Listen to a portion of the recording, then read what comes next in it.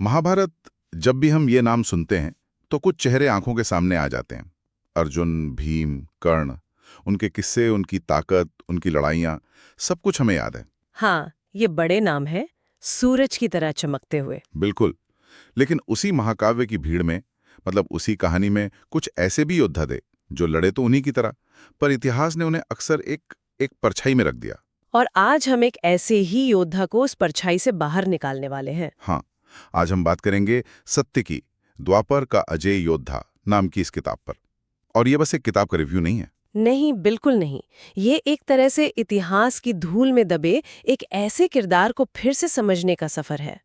एक ऐसा किरदार जिसे हम जानते तो हैं, पर शायद पूरी तरह समझते नहीं। तो आज का हमारा मकसद साफ है, ये समझना कि ये किताब सत्तकी को एक आम योद्धा से अलग, एक जटिल और मानवीय किरदार के तौर पर कैसे दिखाती है। और क्या इस कोशिश में महाभारत की जो जानी पहचानी कहानी है वो हमें किसी नए नजरिए से दिखती है। हाँ, क्या हमें सब कुछ थोड़ा अलग, थोड़ा ज्यादा असली नजर आने लगता है? चलिए इसी सवाल के साथ इस कहानी की गहराइयों में उतरते हैं। चलिए। तो किताब की शुरुआत से ही एक बात एकदम साफ हो जाती है। ये सिर्फ घटनाओं की लिस्ट नहीं है, ये एक दुनिया बनाने की कोशिश है। द्वारका का जिक्र आता है और कहते हैं कि उसका वर्णन बहुत ही जीवंत है। मतलब ये सिनेमैटिक होने का क्या मतलब है यहाँ? ये अच्छा सवाल है। देखिए, लेखक सिर्फ ये नहीं बताते कि द्वारका एक बड़ा शहर था, वो हमें वहां ले जाते हैं। अच्छा। वो हवा में घुली हुई समुद्र की वो नमकीन गंध, बंदरगाह पर जहाजों के आने जाने का शोर, कृष्ण की राजसभा में जो रणनीतिक फुसफुसाहटें चल रही हैं, वो सब हमारे कानों तक पहुंचाते हैं। मतलब एक पूरा माहौल बना देते हैं। बिल्कुल। हमें वो सैन्य प्रशिक्षण शिविरों की धूल और पसीना तक महसूस होता है। ये एक 360 डिग्री अनुभव बनाने जैसा है। पाठक सिर्फ पढ़ नहीं रहा, वो उस माहौल में सांस ले रहा है। और इसी दुनिया में, इसी माहौल में हमारी मुलाकात होती है सत्यकी से। तो कैसा है ये सत्यकी? क्या वो वैसा ही है जैसा हम सुनते आए हैं, एक अजय, आत्मविश्वास से भरा हुआ योद्धा? नहीं, और यहीं पर ये किताब अपनी सबसे बड़ी और पहली छलांग लगाती है। यहाँ सत्य की कोई पत्थर की मूर्ति नहीं है जिसकी पूजा की जाए।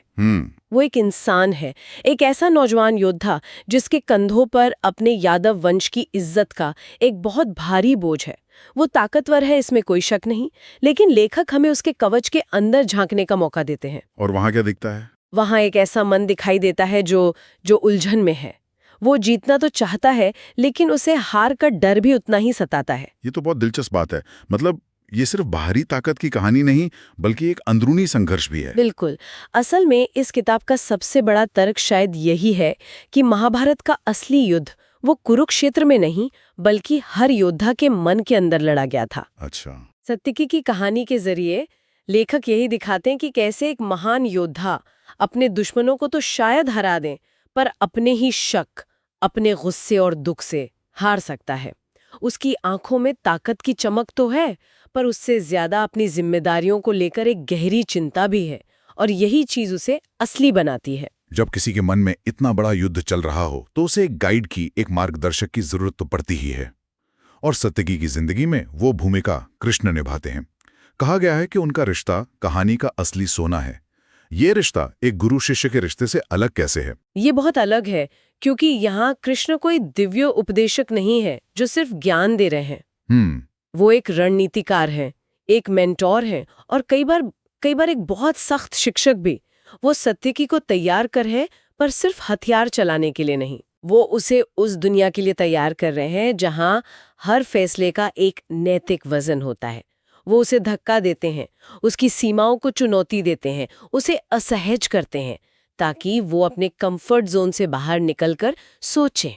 क्या कोई खास उदाहरण है किताब में? कोई ऐसा पल जो इस रिश्ते की गहराई को दिखाता हो? हाँ, एक संवाद का जिक्र है जो इस रिश्ते की आत्मा को पकड़ता है। एक ट्रेनिंग के बाद जब सत्यकी अपनी कामयाबी से बहुत खुश है, तो कृष्ण उसे अकेले में ले जाकर कहते हैं, धर्म हमेशा युद्ध से नहीं, निर्णयों से बचता है। सिर्फ एक वाक्य? हाँ, कोई लंबा चौड़ा भाषण नहीं, बस एक वाक्य।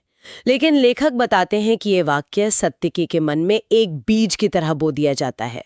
उसे अचानक ये एहसास होता है कि एक योद्धा का काम सिर्फ ताकत दिखाना नहीं है, बल्कि ये जानना है कि उस ताकत का इस्तेमाल कब, कहां और क्यों करना है? और सबसे जरूरी, कब नहीं करना है। तो ये ताकत के साथ विवेक का पाठ है, एक तरह की मॉरल कंडीशनिंग। हाँ, आप इसे मॉरल कंडीशनिंग कह सकते हैं। कृष्ण उसे सिखा रहे हैं कि असली शक्ति नियंत्रण में है, अंधाधुंध इस्तेमाल में नहीं। और विवेक का यही सबक सत्यकी की सबसे बड़ी परीक्षा बनता है कुरुक्षेत्र में। हाँ, जब वो कुरुक्षेत्र के उस मनोवैज्ञानिक तूफान में उतरता है जहाँ सही और गलत के बीच की लकीर एकदम धुंधली हो जाती है। और यहीं पर कहानी अपने सबसे तेज मोड़ पर आती है, कुरुक्षेत्र। जब हम महाभारत के युद्ध के बारे में सोचते हैं तो भीष्म की बाणशैया या अर्जुन के गांडीव की टंकार, ऐसी चीजें याद आती हैं। लेकिन ये किताब युद्ध को एक अलग नजरिए से दिखाती है, एक मनोवैज्ञानिक तूफान के रूप में। इसका क्या मतलब है? इसका मतलब है कि लेखक का ध्यान इस पर नहीं है कि कौन किससे लड़ा। हाँ। उनका ध्यान इस पर है कि लड़ते हुए योद्धाओं ने अपने अंदर क्या महसूस किया। अच्छा। वो युद्ध को एक बाहरी घटना के साथ साथ एक अंदरूनी अनुभव के तौर पर दिखाते हैं। वो हमें युद्ध भूमि का शोर सुनाते हैं, हजारों सैनिकों के एक साथ चीखने की आवाज, रथों के पहियों की गड़गड़ाहट, घायलों की कराहें। ये सिर्फ एक्शन नहीं है, ये एक मानसिक और भावनात्मक हमला है जो हर सैनिक झेल रहा था। और इस भयानक दबाव के बीच सत्यकी का किरदार कैसे उभरता है? क्या कोई ऐसा पल है जहां हमें उसकी असली ताकत का पता चलता है? एक सीन है जो दिमाग में छप जाता है, जब भीम अकेले कौरव सेना के चक्रव्यूह में घिर जाते हैं और उनकी जान खतरे में होती है। और अर्जुन कहीं और होते हैं। हाँ, उस वक्त सत्यकी एक पल के लिए भी नहीं हिचकिचाता।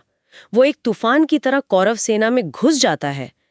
लेकिन लेखक इसे सिर्फ वीरता के प्रदर्शन की तरह नहीं दिखाते, वो हमें सत्यकी के मन के अंदर ले जाते हैं। वो क्यों लड़ रहा था उस वक्त? वो लड़ाई सिर्फ भीम को बचाने के लिए नहीं थी, वो लड़ाई अपनी पहचान, अपनी वफादारी और कृष्ण से मिली शिक्षा को साबित करने के लिए थी। वो उसका पल था, ये साबित करने का कि वो सिर्फ एक सहायक योद्धा नहीं, बल्कि अपने आप में एक शक्ति है। लेकिन इस तरह की वीरता की कोई कीमत भी तो होती होगी।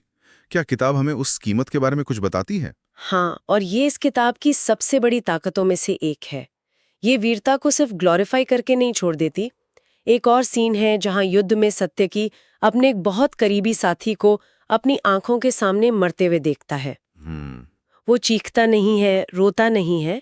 लेखक बस इतना लिखते हैं कि उसकी आंखों में एक अजीब सा खालीपन भर गया, जैसे अंदर कुछ हमेशा के लिए टूट गया हो। ये तो बहुत असरदार है। हाँ, जब मैंने पहली बार वो पढ़ा, मैं सच में कुछ देर के लिए रुक गई थी। वो खामोशी किसी भी चीख से ज्यादा ताकतवर थी। उस एक पल में पाठक को ये महसूस होता है कि वीरता का इनाम हमेशा तालियां नहीं होता। कभी कभी एक ऐसी तन्हाई होती है जिसे आपको अकेले ढोना पड़ता है। ये बहुत मार्मिक है। ये दिखाता है कि युद्ध जीतने के बाद भी एक योद्धा कितना कुछ हार जाता है। तो ये जो भारी मनोवैज्ञानिक दबाव है, क्या ये कभी सत्यकी को तोड़ता भी है? जिक्र है कि वो एक बहुत बड़ी मानवीय भूल कर बैठता है। हाँ, और लेखक उस पल से भागते नहीं है। किताब उस कुख्यात अध्याय तक पहुंचती है जहां युद्ध के चरम पर सत्यकी गुस्से और बदले की भावना में बह जाता है और एक ऐसी गलती करता है जो नैतिक रूप से अक्षम्य है। और लेखक इसे कैसे दिखाते हैं? क्या वो उसे सही ठहराते हैं? नहीं, बिल्कुल नहीं। और यही इसकी खूबसूरती है। इस गुस्से को न तो जायज ठहराया गया है, न ही इसे छुपाया गया है। इसे एक मानवीय त्रासदी के रूप में दिखाया गया है। एक महान योद्धा का पतन जो युद्ध के अमानवीय दबाव में एक पल के लिए अपने विवेक पर से कंट्रोल खो देता है। इस घटना का सत्यकी के किरदार पर और कहानी के संदेश पर क्या असर पड़ता है? ये कहानी का सबसे गहरा और शायद सबसे दर्दनाक सबक है। सत्यकी को ये एहसास होता है कि युद्ध सिर्फ दुश्मन को नहीं मारता, वो कभी कभी आपके अंदर की इंसानियत और शांति को भी मार देता है।